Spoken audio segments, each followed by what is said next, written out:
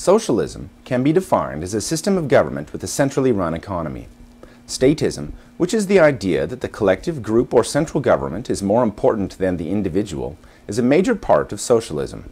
My belief in personal freedom and individual liberty, as enumerated in the United States Constitution, leads me to reject statist principles, which come in many forms.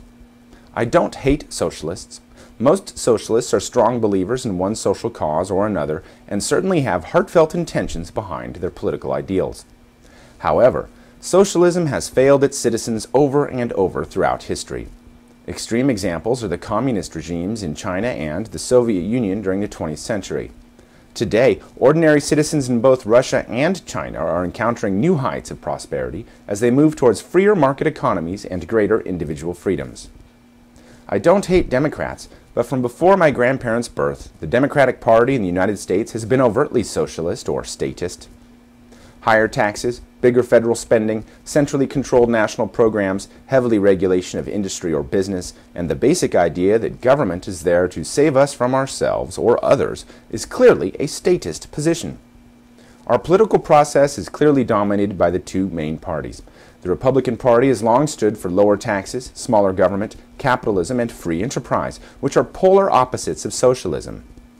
However, today's neoconservative movement has, in my opinion, hijacked conservative America in order to force socialist plans onto our nation. So instead of having one socialist party in the Democrats, we have only two big spending socialist parties to choose from at this time. Neoconservatives like William Kristol, Dick Cheney, and others continually argue for bigger spending, larger government programs, and more control over our society. They have us convinced that they're capitalists, yet they're often associated with something very different: taxpayer-subsidized corporatists like Halliburton. The Republican Bush administration, in conjunction with the GOP-controlled Congress through the end of 2006, set new highs for federal budgets and deficits, outspending all previous Democrat-led spending records. This is not the path towards lower taxes. In my opinion, the neoconservatives have been using carrot-on-a-stick techniques to fool conservatives into statist positions. Examples of messages that fool conservatives into statist positions include the social conservative focus on abortion and gay marriage. It's not too difficult to convince a Bible-reading conservative Christian that homosexuality is not something God endorses, yet it is another thing altogether to use the laws of man to intervene with God's gift of free will that allows people to make their own decisions. The idea that human government would interfere with the liberty of gay people or pregnant women puts the power of the state over the individual, and once that is decided, further statist or socialist positions inevitably follow.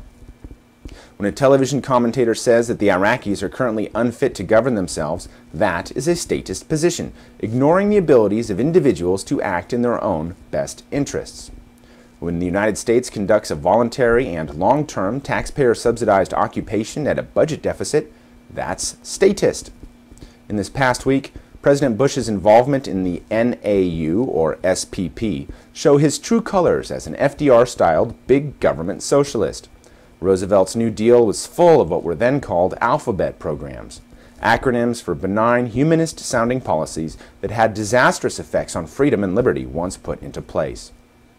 As we exit the Bush era, which coincides with the 2006 end of Newt Gingrich's contract with America, the Republican Party faces some important decisions.